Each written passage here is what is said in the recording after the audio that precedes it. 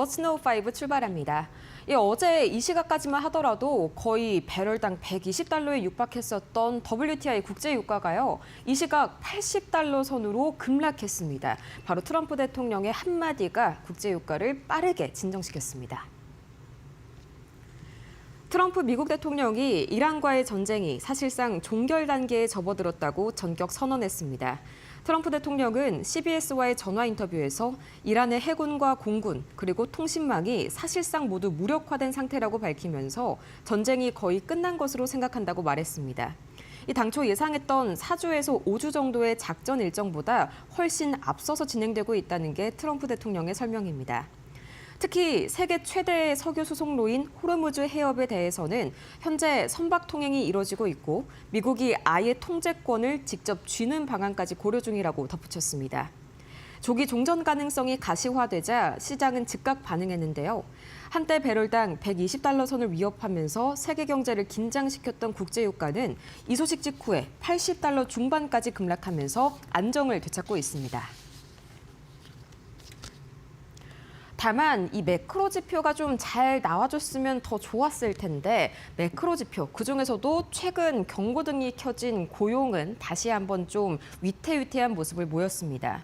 우선 단기 인플레이션은 3%대로 잡히는 물가가 안정되는 모습이 나타났는데요. 이 자발적 이직이 역대 최저치로 낮아지게 되면서 고용 시장에 다시 한번 경고음이 울렸습니다.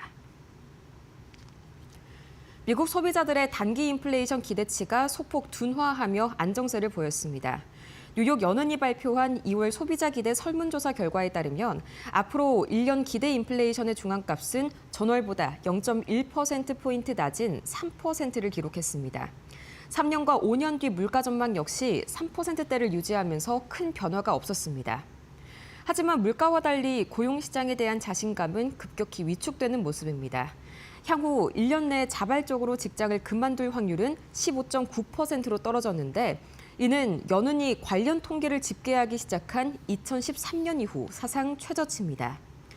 실업 후 3개월 안에 새 일자리를 찾을 가능성 또한 낮아지면서 노동시장의 냉각 조짐을 뒷받침했는데요. 이 전날 발표된 2월 비농업 고용 쇼크에 이어서 또다시 미국 고용 시장에 경고등이 켜졌습니다. 여기에 오늘 트럼프 대통령의 발언으로 유가가 급락하기 전에도요, 히트맵에서 반도체 딴만큼은 계속해서 파란불, 상승불을 켜주고 있었습니다. 한 가지 강력한 소식이 나왔는데 이 전일 반도체 딴의 급락을 야기했었던 이 오라클과 오픈 AI의 데이터 센터 확장 중단 소식, 이게 사실 AI 수요 감소 때문이 아니라는 밤사이에 해명 기사 한 가지가 반도체를 끌어올렸습니다. 오픈AI가 오라클과 추진하던 텍사스 에빌린 스타게이트 데이터 센터 확장 계획을 철회한 배경에 대해서 반전 소식이 전해졌습니다. 더 인포메이션의 보도에 따르면 이번 결정은 AI 수요 감소와는 무관하며 오픈AI가 엔비디아의 차세대 칩인 베라 루빈 전용 신규 부지를 원했던 것이기 때문인 것으로 전해졌습니다. 기존의 블랙웰 칩과 기존 인프라가 섞이지 않도록 물리적으로 분리된 공간을 확보하겠다는 전략인데요. 실제로 오라클은 텍사스 AI 데이터 센터에 대한 최근 언론 보도는 전혀 사실이 아니라고 공식 방방문을 냈습니다. 현재 데이터 센터 2개 동이 이미 완벽하게 가동 중이고 뉴멕시코에서 추진 중인 총 4.5기가와트 규모의 기존 데이터 센터 구축 계약까지 변동 없이 계속 진행되고 있다고 밝혔습니다. 이 소식에 전일 AI 수요 감소 우려로 급락했었던 반도체주들이 밤사이 반등에 성공했습니다. 오늘 아마존이 장중 내내 하락하다가 장 막판 들어서 강보합권으로 이 주가를 상승 반전시켰죠. 물론 트럼프 대통령의 발언으로 유가가 급락한 영향도 있지만요. 자율주행 부문에 있어서 한 가지 새로운 마일스톤을 쌓았다는 점도 아마존의 주가를 상승폭으로 이끌었습니다. 아마존의 자율주행 택시 서비스 죽스가 미국 내 보폭을 넓히고 있습니다. 샌프란시스코와 라스베이거스에서 이미 30만 명 이상을 실어 나른 죽스. 이번에는 애리조나주 피닉스와 텍사스주의 댈러스에서도 시험 주행에 나서는데요.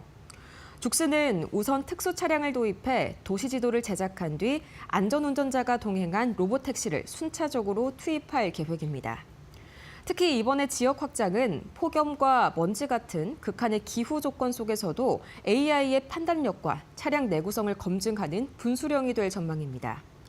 이미 160만 킬로미터 이상의 주행 기록을 세운 죽스가 웨이모와 테슬라가 주도하는 자율주행 시장에서 판도를 바꿀 수 있을지 기대감을 모으고 있습니다. 여기에 그동안 이 트럼프 대통령에게 맞고만 살았었던 엔트로픽, 드디어 반격에 나섰습니다. 이 엔트로픽이 트럼프 행정부를 상대로 이 국방부 블랙리스트에 오른 이 현재의 상황이 위법하다면서 소송을 제기했습니다. 인공지능 기업 엔트로픽이 자사를 국가안보 위협으로 지정한 트럼프 행정부를 상대로 소송을 제기했습니다. 엔트로픽은 소장에서 국방부의 블랙리스트 지정이 전례 없고 위법한 조치라면서 이로 인해 수억 달러 규모의 정부 계약이 취소되는 등 회복이 불가능한 피해를 보고 있다고 주장했습니다. 앞서서 양측은 AI 모델의 무기 활용 범위를 두고 갈등을 빚어왔으며 트럼프 대통령은 엔트로픽을 통제 불능의 좌파 기업이라 비난하면서 사용 중단을 지시한 바 있었죠. 이번 조치로 국방부 납품업체들은 자사 모델인 클로드를 쓰지 않는다는 사실을 입증해야 하는 상황인데요. 엔트로픽은 법원의 공급망 위험 지정에 효력 정지를 요청하면서 본격적인 법적 대응에 나섰습니다. 이 앞으로 국제유가가 큰 폭으로 낮아졌다는 기대감과 더불어서 엔트로픽이 가만히 있지 않았다. 그동안 부당한 일을 당했었던 엔비디아와 AMD 등 각종 빅테크주들도 이 소식을 통해서 마찬가지의 행보를 보일 것이란 기대감까지 오늘 전반적으로 반도체 땅과 기술주를 끌어올렸습니다. 지금까지 머스노우5 살펴봤습니다.